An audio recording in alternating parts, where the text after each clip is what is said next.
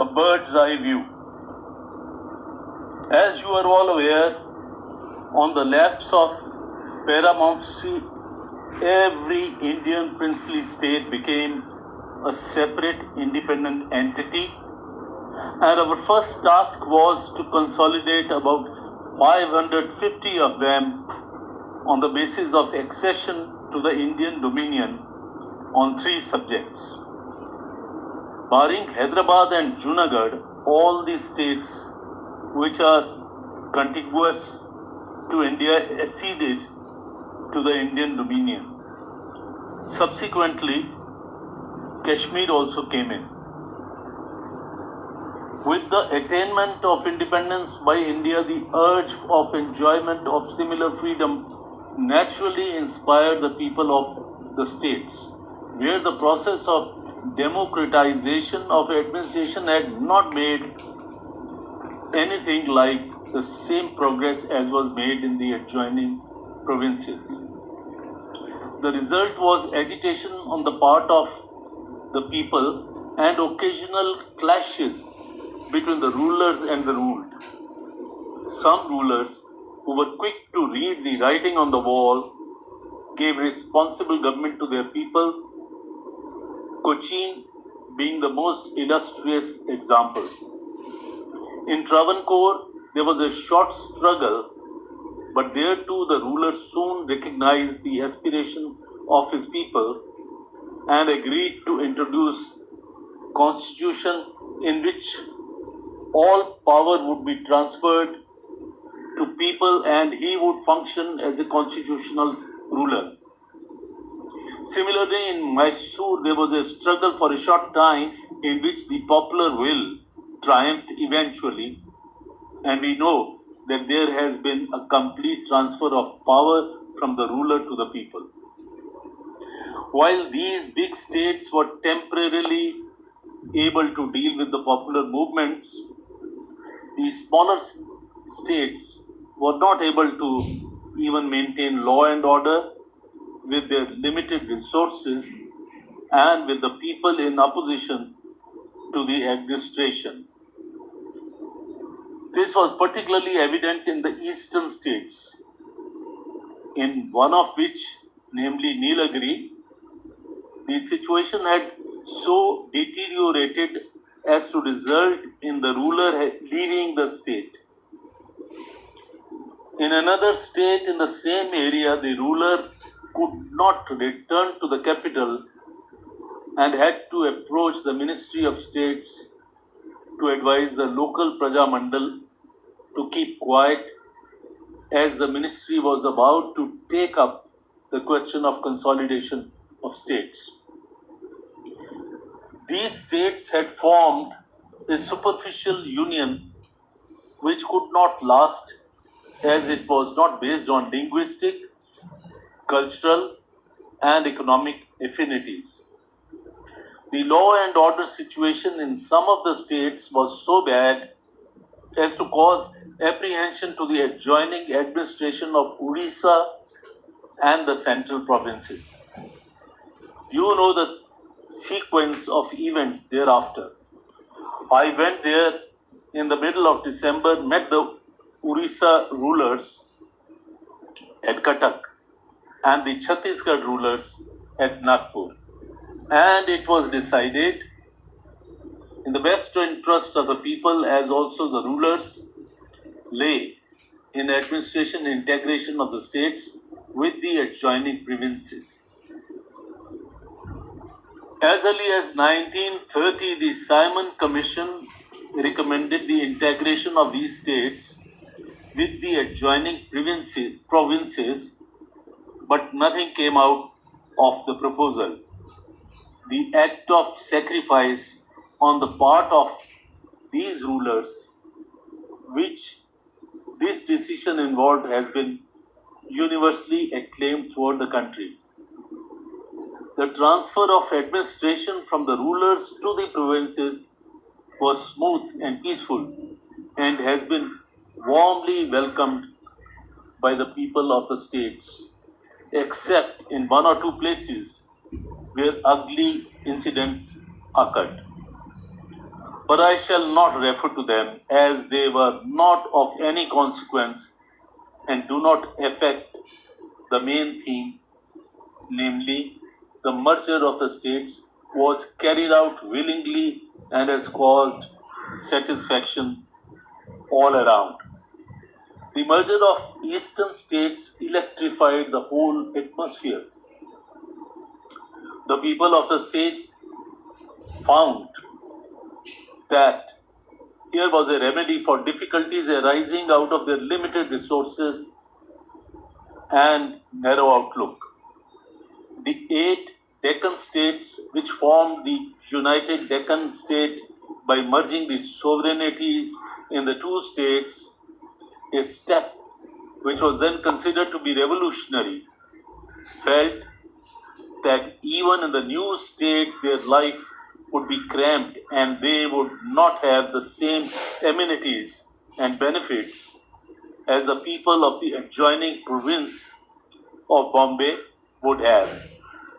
With all the resources of Bombay, the people who had assembled to frame the democratic constitution for their new state changed their mind and asked for the merger of their states in Bombay. The rulers, who have always been known for their progressive outlook, appreciated the weight and soundness of this view and agreed to abide by the decision of the people. The Constituent Assembly of the new state,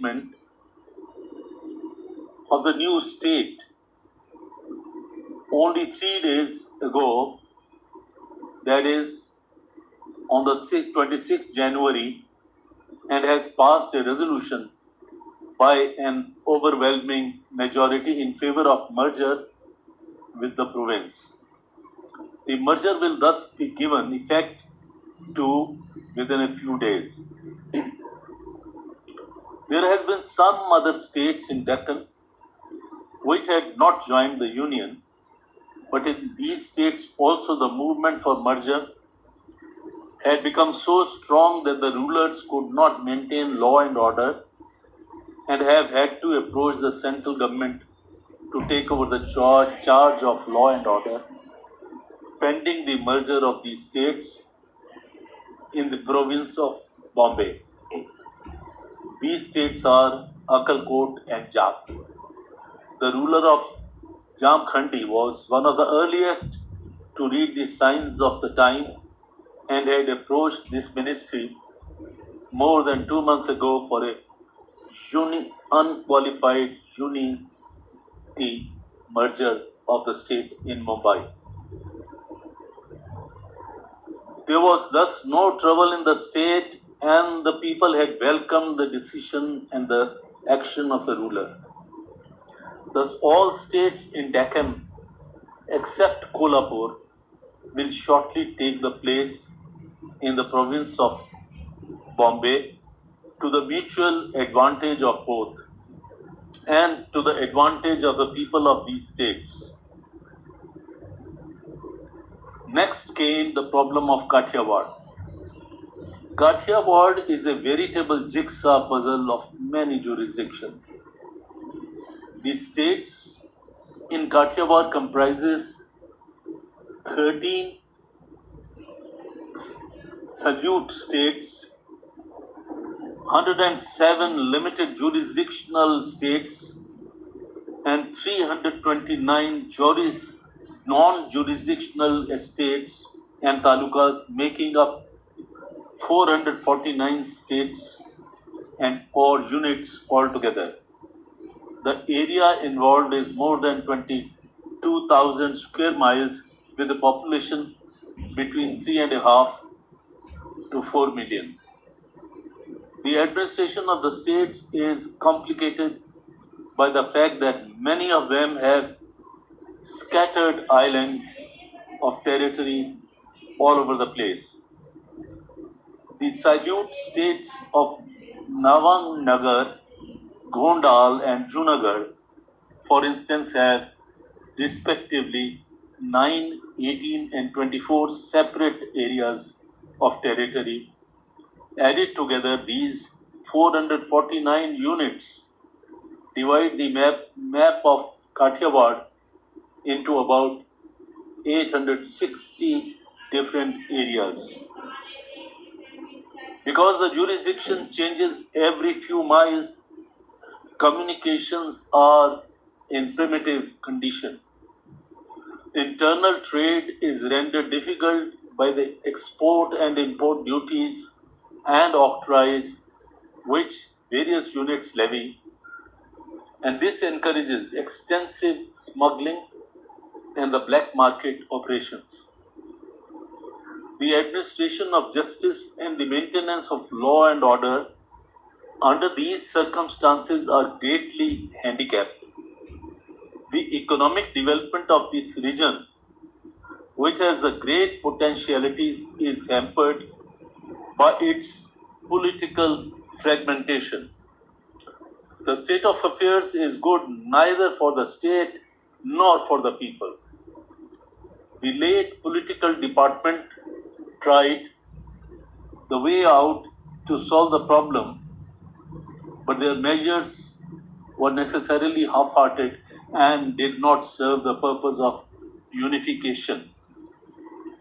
Their solution was that some of these smaller units should be attached to the bigger states. This scheme was tried out, but at best it was never a good working arrangement. In any case, the lapse of paramountcy brought this to an end. Since I took the charge of State's Department, the unification of Kathiawar has been one of the major tasks to which I have devoted myself. In the altered circumstances, the rulers of the Kathiawar states have fully recognized the difficulties in continuing the present system. And I am glad to announce that it has now been possible to work out a scheme and get the agreement of the states to it, by which the whole of Kathiawar region will be integrated into a new state of Kathiawar as a single block of territories. There will be no separate state or Thana boundaries, and the whole area would be served by one government. I must pay my tribute to the rulers for their patriotic cooperation, which made this task so easy. The movement for merger, by which I mean either merger with the provinces to suit the geographical situations or amongst themselves, is progressing rapidly. Such a move has now the support of both the rulers and the ruled. It is no longer the demand of the people only. You must see and observe that recently the rulers of Bundelkhand met Naugang and adopted a resolution for the creation of the United States of Bundelkhand, in which all the Bundelkhand states and Rewa are likely to participate. It would be a state fairly large in area, but very substantial in mineral, forest, and natural resources. Mr. Menon is hoping to go there on or about February 8, 1948, to have further discussion with the rulers and the people to help them in bringing about a state based on completely a transfer of power and somewhat on the model of the state of Kathiawar. Another region where too the rulers and the people are thinking on similar lines is Central India or Malwa. I have just received information that the rulers of this region are forming a unity and creating a unitary state on the lines of the state of Kathiawar. Based again on the full responsible government, This is the executive being fully responsible for the legislature and the legislature being fully representative of the people of area. There is similar move in Rajputana where all the smaller states and some of the bigger states are helping to join to form a state of Rajasthan which will help to preserve traditions, culture and peculiarities of life of the Rajputs. I welcome all these moves as they solve the problems of consolidation as well as responsible government at one stroke, and it is particularly gratifying to note that moves are not the impositions from but joint and willing proposals of the rulers and the ruled. Both the people and the rulers have realized that grant of full responsible government is inevitable and that responsible government in small states is just a farce. It is not possible to have a decent and modern administration except in a unit of fair size, and this is what is now being attempted, I am sure, with considerable success in the country. There will be still a number of large states unaffected by the movement for merger or union.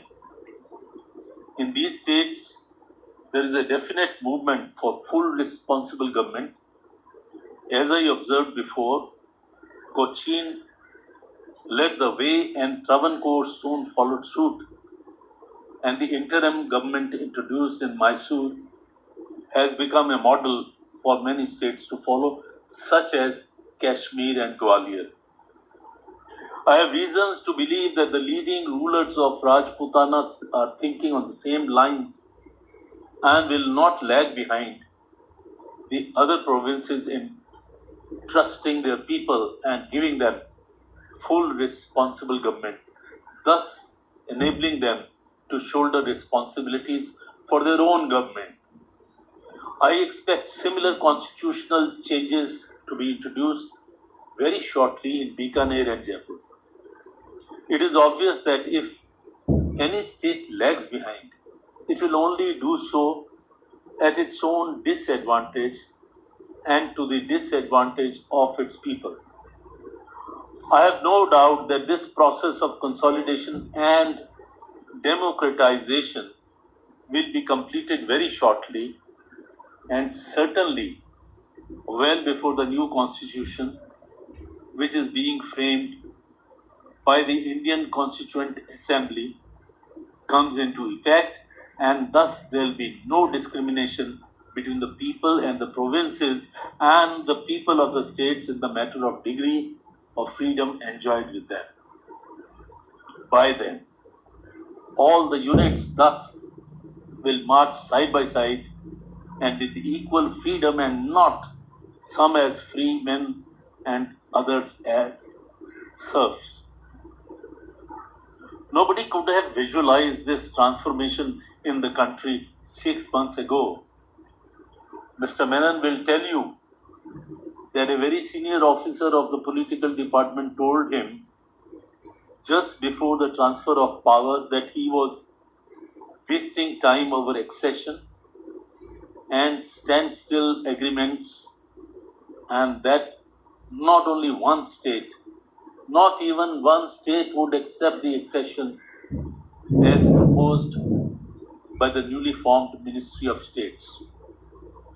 These officers are still alive. They must be wondering how the changes that have occurred since they left have really been brought about. While I give plenty of credit to the people for this bloodless revolution in nearly 1/3 of the country, I have nothing but praise for the manner in which rulers have cooperated with us and with the people in bringing about this development. None is more conscious than myself that all this could not have been achieved but for their willing cooperation and their intense patriotism, which was latent but which has just blossomed forth in all its fullness with the acquisition of independence by the country. One state remains which is still causing some anxiety. It is the state of Hyderabad. Its geographical situation, composition of its people, and its cultural and traditional ties with India are such that it cannot be but an integral part of India, tied to it by the same bonds which today characterize the relationship between India and exceeding straits. Accession is the case of Hyderabad is inevitable and will, I hope, come before long. Similarly, democratization, which will characterize the whole country, cannot be delayed or withheld in Hyderabad. The people there must get their due, and I would only appeal to His Exalted Highness the Nizam to appreciate this situation and to do the right thing in time. The time at my disposal is short and the problem is vast, but I have tried to give you a bird's eye view of the current tendencies as well as the shape of which things to come, which the country is likely to take when the process of consolidation and democratization is completed as it should be in the next few months.